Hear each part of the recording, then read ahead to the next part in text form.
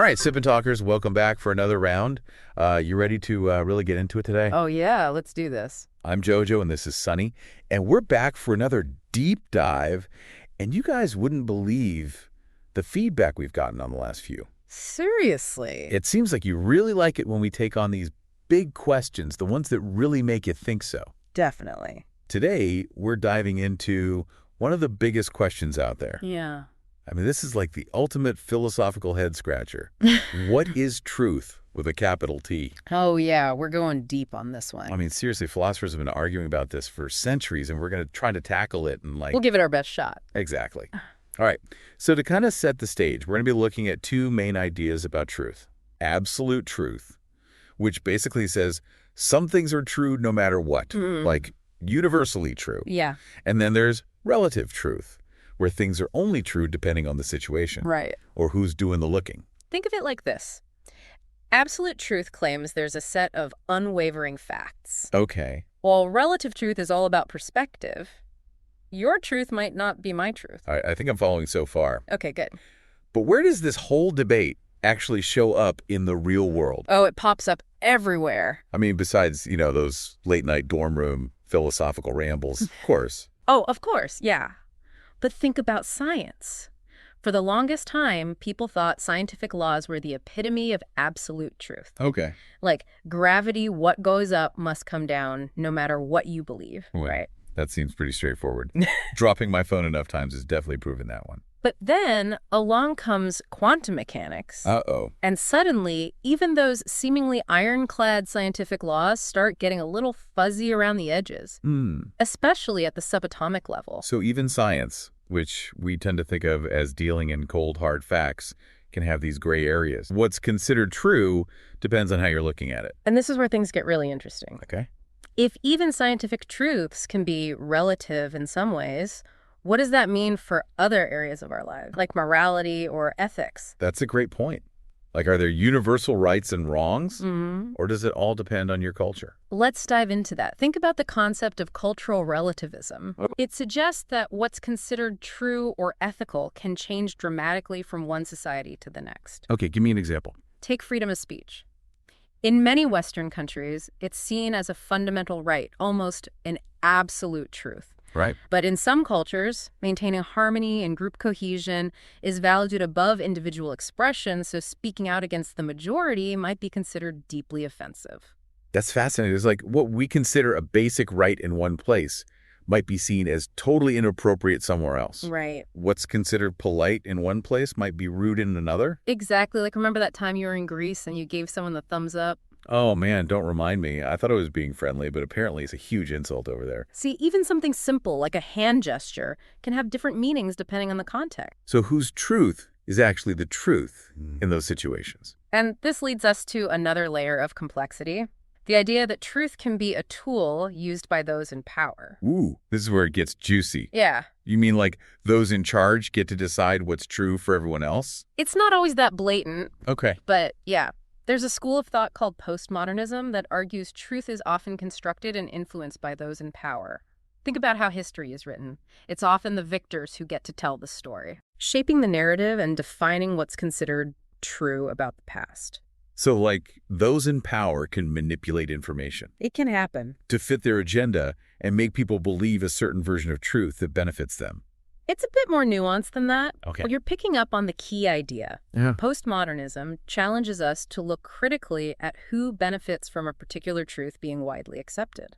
That's mind-blowing. It makes you wonder how much of what we believe to be true is actually shaped by forces outside our control. Have you ever read a news article or seen a social media post and thought, wait a minute, is this really the whole story? Absolutely. Is someone trying to push a specific narrative here? And that's why developing critical thinking skills is so essential in today's world. Okay. We need to question assumptions, consider multiple perspectives, and be aware of potential biases in the information we encounter. Okay, so we've got science that's not as absolute as we thought, cultural differences shaping what's considered true, and the possibility of powerful forces influencing our understanding of reality.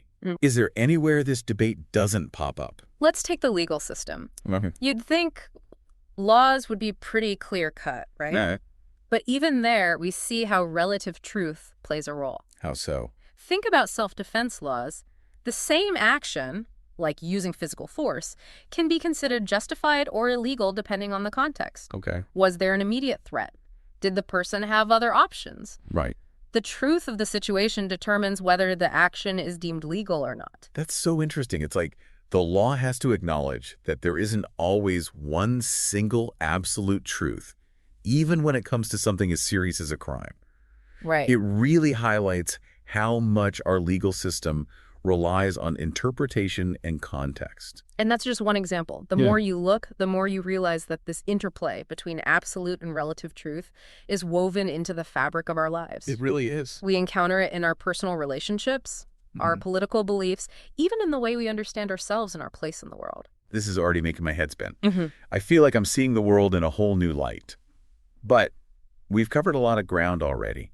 Can we dive into some more specific examples of how this debate plays out in everyday life? Yeah. Things that our listeners can really connect with. Let's tackle a hot-button issue that perfectly illustrates this tension between absolute and relative truth. Everyone has an opinion on that these days. Exactly. From a scientific perspective, there's overwhelming evidence that vaccines are safe and effective. You could argue that there's an absolute truth about their benefits. Right. The science is pretty clear. But then you have people who choose not to vaccinate themselves or their children based on personal beliefs or fears. So you've got this clash between what's scientifically proven and what individuals believe to be true for themselves. And that's where things get tricky. Yeah. We have to grapple with the question of how much weight we give to scientific consensus versus individual choice. It's almost like those individual beliefs become their own form of truth, even if they contradict scientific data. And this isn't just about vaccines, right? We see this clash between absolute and relative truth play out in so many areas of our lives. You're absolutely right. Yeah. Take the ongoing debate about free speech. Is it a universal right that should never be limited? Or are there circumstances where context and potential harm should be considered? Ooh, that's a tough one. I mean, freedom of speech is considered a cornerstone of democracy in many countries. But then you have situations like Holocaust denial laws in Germany, where certain types of speech are actually illegal because they're considered so dangerous and harmful. That's a perfect example of how even something as fundamental as free speech can be subject to interpretation and contextual limitations. Wow, this whole truth thing is a real mind bender. It feels like we're just scratching the surface here. We are. Yeah. And that's what makes this such a fascinating topic to explore. There are so many layers to peel back, so many different perspectives to consider. It's like we're on this epic quest for truth. And the deeper we dive, the more we realize how complex and multifaceted it really is. I'm starting to realize that maybe the most important skill we can develop in this age of information overload isn't about finding the truth, but about learning how to navigate the complexities of truth and being comfortable with the gray areas. That's a powerful insight. And it brings us to a crucial question that I think is on a lot of our listeners' minds right now. If truth is so relative and context dependent, does that mean nothing is truly right or wrong? Ooh, that's the big one, isn't it? Yeah. If everything is subjective, does that mean morality goes out the window? Are we all just adrift in a sea of opinions with no anchor to hold on to? That's a question philosophers have been grappling with for centuries, and there's no easy answer. But I think it's worth exploring those deeper philosophical waters and seeing where they lead us. This has already been an incredible conversation, but I feel like we're just getting started. We've got so much more to unpack. Stay tuned, deep divers, because in part 2, we'll be diving even deeper into the philosophical and practical implications of this fascinating truth debate. I just want to give another shout out to Micky from Mickytolife. His channel is a treasure trove of inspiration, and he's a huge Sip and Talk fan. Absolutely. Make sure to check him out and maybe even share your awesome podcast intro with him once you've created it. Welcome back, truth seekers. Time to dive back into those murky depths and see what other treasures we can uncover. Ready to get my brain stretched. All right. That last conversation really got the wheels turning. Good. We were talking about how even seemingly absolute things like science and law have these shades of gray where truth can be influenced by perspective and interpretation. Exactly.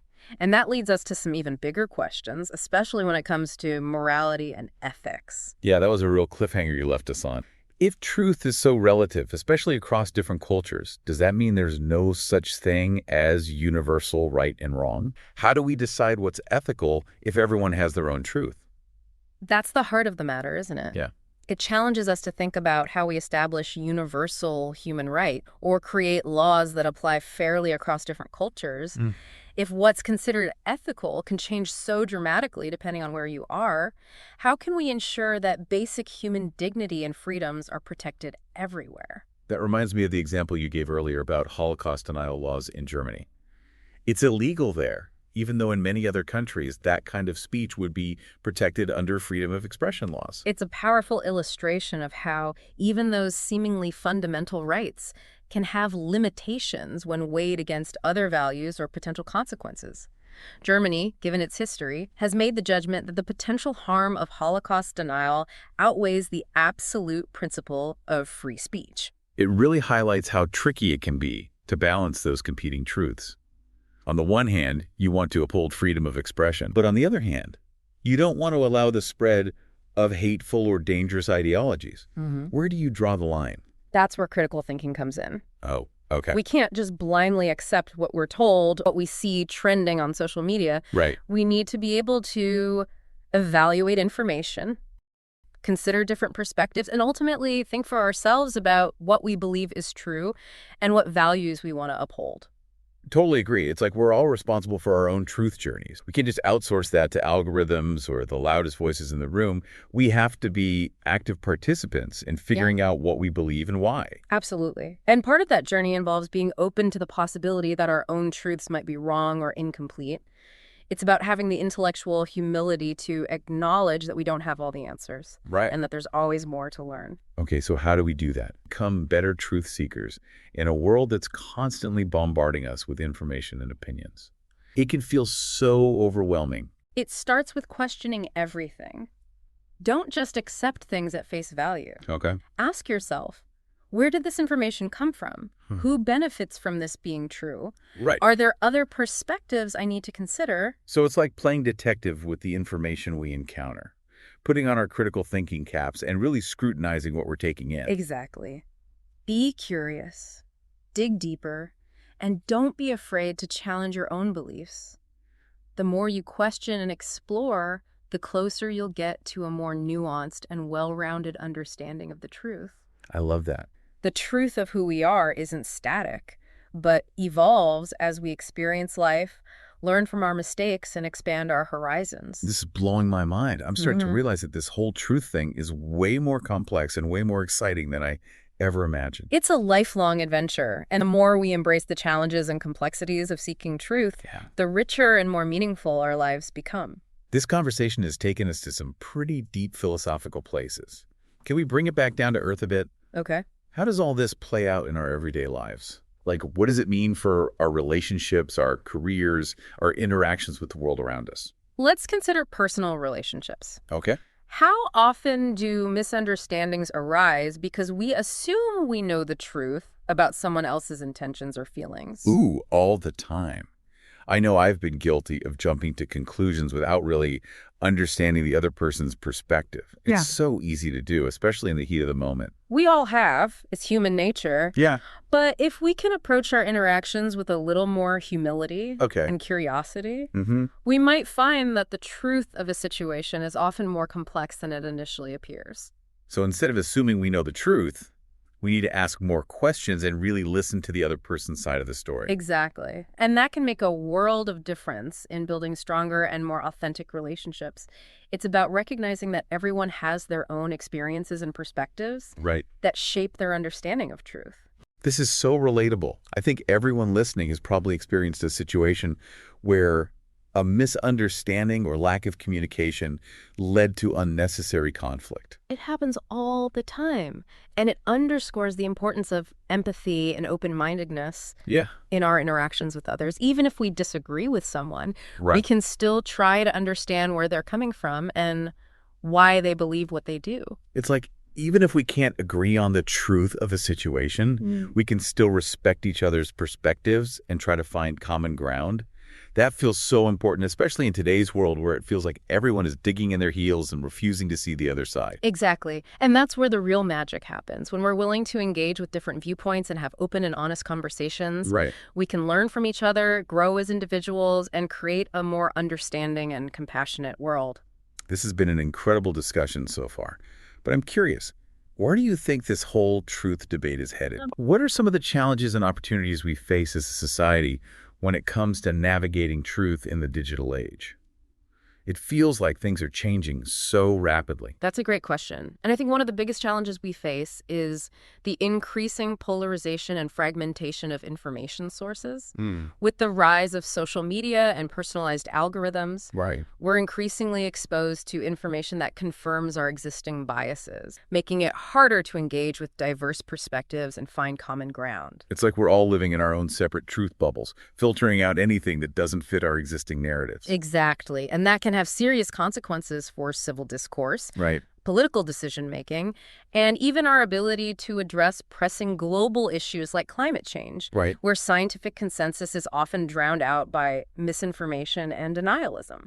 So how do we combat this? Is there any hope for finding truth and building consensus in a world that feels so divided it can feel pretty bleak sometimes? I believe there is. Okay, good. One important step is to cultivate media literacy and critical thinking skills from a young age. Okay. We need to teach people how to evaluate information sources, identify bias, and think for themselves about what they believe is true. We need to equip them with the tools to navigate the complex information landscape. That's so important. Yeah. We can't just passively consume information.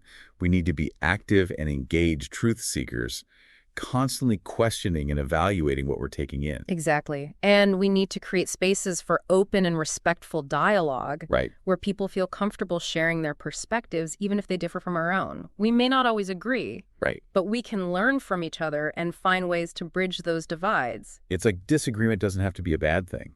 It can actually be an opportunity for growth and understanding if we approach it with the right mindset. But that takes courage and a willingness to be uncomfortable sometimes. Absolutely. And I think technology can play a role in this as well. Okay. We need to develop platforms and tools that promote constructive dialogue, fact-checking, and exposure to diverse viewpoints.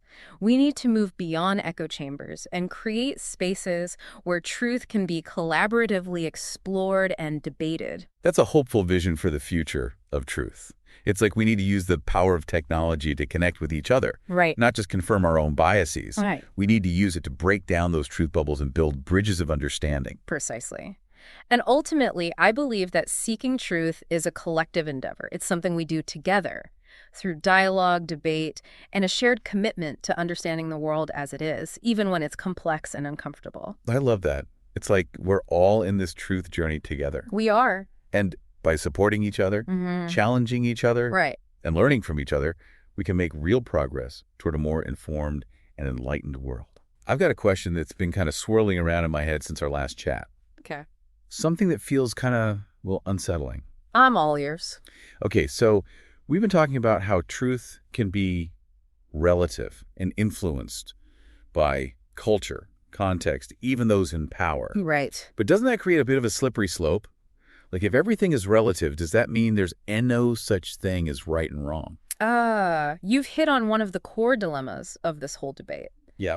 If we let go of absolute truth, do we fall into moral relativism? Where anything goes? It's a question that's kept philosophers up at night for centuries. Exactly. It's like, if there's no ultimate standard for what's right and wrong, how do we hold people accountable for their actions? How do we make moral judgments? It feels like we're losing our ethical compass. It's a valid concern, and there are no easy answers. But I think it's important to remember that acknowledging the complexities of truth doesn't automatically mean abandoning all moral principles. Okay, I'm listening. How do we reconcile those two things? How do we hold on to a sense of right and wrong in a world where truth can feel so fluid? For one thing, even if we accept that moral truths can be relative to culture or context, that doesn't mean that all moral frameworks are equal. Some values like compassion, empathy, and fairness seem to be pretty universal across cultures. They might be expressed in different ways, but the underlying principles are still there. That makes sense. Like, even if different cultures have different customs or rules, those core values still seem important for building a just and harmonious society. Exactly. And I think we can also find guidance in the idea of consequences. Even if the truth of a situation is subjective, the actions we take based on that truth have objective consequences in the real world. So, like, even if someone genuinely believes something that's harmful or untrue, their actions based on that belief can still hurt others. Precisely. And I think that's where we can find some common ground for moral judgment. We can assess actions based on whether they promote well-being or cause harm, even if we acknowledge that the underlying beliefs might be subjective. That's a really helpful way to think about it. It's like, even if we can't always agree on the truth of things, we can still agree on the importance of minimizing harm and maximizing well-being. That gives us a kind of ethical framework to work with. Exactly. And I think that's a good starting point for navigating the ethical challenges of a world where truth is increasingly seen as complex and multifaceted. It's like that saying, the more you know, the more you realize you don't know. Exactly. And that's a beautiful thing. It keeps us curious, engaged, and open to new experiences and perspectives. So instead of clinging to our beliefs as absolute truths, we should be willing to question them, test them, and refine them as we learn and grow. Precisely. It's like we're all works in progress, and our understanding of truth should be too. Beautifully put. And I think that's a hopeful and empowering message to leave our listeners with. In a world that can sometimes feel overwhelming and uncertain, the pursuit of truth, even with all its complexities, is a journey worth taking. I couldn't agree more. And on that note, I think it's time to wrap up this incredible deep dive into the nature of truth. It's been a thought-provoking journey, and I hope our listeners are feeling as inspired and energized as I am. It's been a pleasure exploring these ideas with you and our listeners. Remember, stay curious, stay engaged, and never stop questioning the world around you. And before we sign off, we wanted to give a shout-out to Mickytolife, a fantastic YouTube channel that explores the world through travel, drinks, and amazing experiences. Oh, yeah. If you're looking for some lighter content after this deep dive into truth, be sure to check. They're a great reminder that life is full of wonder and joy, even amidst the complexities of truth and existence. All right, Sip Talkers, we want to hear from you. What are your thoughts on this whole truth thing? Do you have an absolute truth, relative truth, or something in between? Head over to our social media pages and let us know. We'd love to keep this conversation going. That's it for today. Thanks for joining us on another deep dive. We'll see you next time. Cheers. Cheers.